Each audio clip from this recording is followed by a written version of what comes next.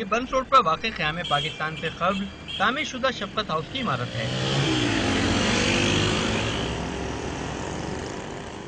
جو چند سال قبل مخدوش ہونے کے باعث آثار قدیمہ کا ورثہ قرار دی جا چکی ہیں، مگر حکومتی عدم توجہی کے باعث اب بھی اس عمارت میں لوگ متبادل رہائش نہ ہونے کے سبب جان کا رسک لے کر رہ رہے ہیں۔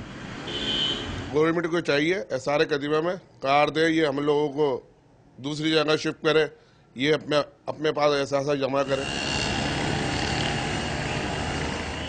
ریڈی کے علاقے رتن تلاؤ کی رحمت بلڈنگ میں بھی مجبور افراد انتہائی خطرناک حالات میں رہ رہے ہیں۔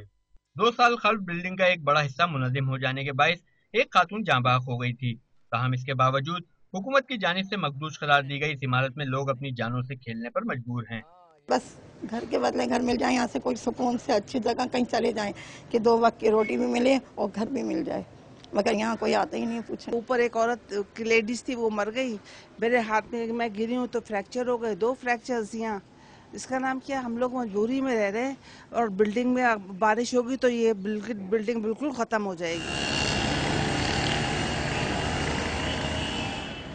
شہر خصوصاً اولڈ ایریاز میں ایسی بے شمار مخدوش عمارتیں ہیں جن میں حکومت کی عدم توجہی کے باعث لوگ جان کا رسک لے کر رہ رہے ہیں۔ تاہم ان افراد کا کہنا ہے کہ بارشوں سے قبل انہیں متبادل رہائش دی جائے تاکہ وہ ناگہانی حادثات سے محفوظ رہ سکیں۔